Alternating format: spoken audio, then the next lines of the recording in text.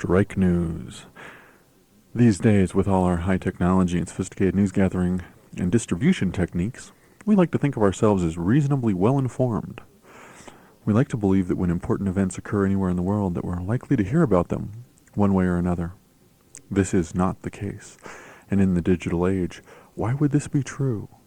Harken back, December 3, 1997, a Wednesday. It was the second day of a general strike in Israel. An estimated 750,000 workers, perhaps more, were on strike. The country was shut down. No banks, no air travel, no stores. About the only thing moving was the public transportation system, oddly enough. The international desk of the BBC noticed and mentioned briefly that there was a general strike in Israel.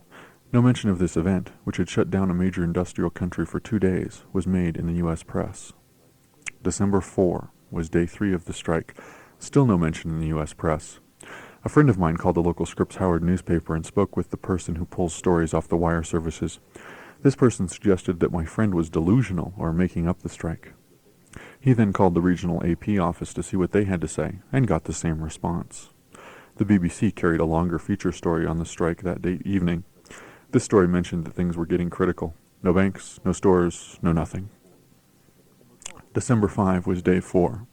And recall that when the newspapers go to press here, it's the end of the day in Israel. And there were only tiny stories in a few papers, including the Wall Street Journal and on National Public Radio News. In most newspapers, the only news about Israel was about Israeli Prime Minister Benjamin Netanyahu flying to Germany to meet with Chancellor Helmut Kohl to talk about the peace process. Ironically, ordinary Israelis were not able to fly in or out of the country due to the strike, estimated at 1/3 of the workers having shut down the airports. So I called the regional AP desk to see what was going on. They told me that as of noon Mountain Time on December 4, well past the end of day 3 Israel time, they did have a wire story available to the print media, but they could find no mention of any stories being sent to the broadcast media.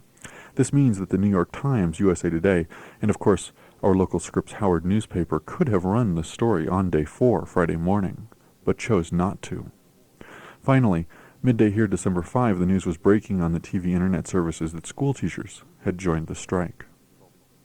A major labor strike involving hundreds of thousands of people across industries, threatening economic activity at every level, closing banks and stores, gasoline running low, and still it took until the end of the day, Friday, December 5, Israel time, for the news to begin circulating in the U.S. media.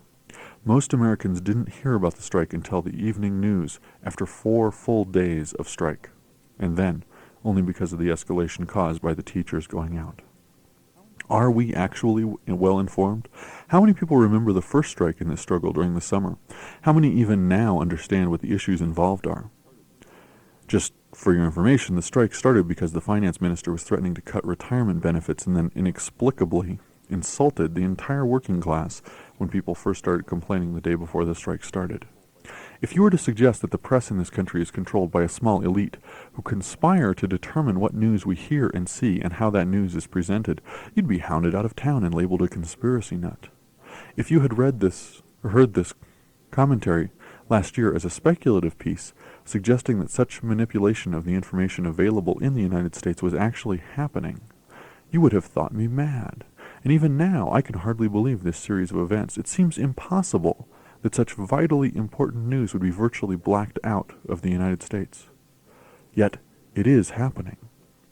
For 3 days, the workers of Israel were on strike. We're not talking about Antigua or some other third world nation. We're talking about Israel.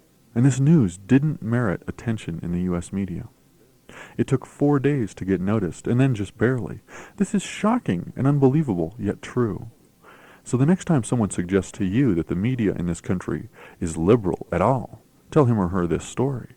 The life of working people, even entire nations, is not seen as newsworthy to the American ruling class. Those are the people who decide what we read, listen to, and see, aren't they?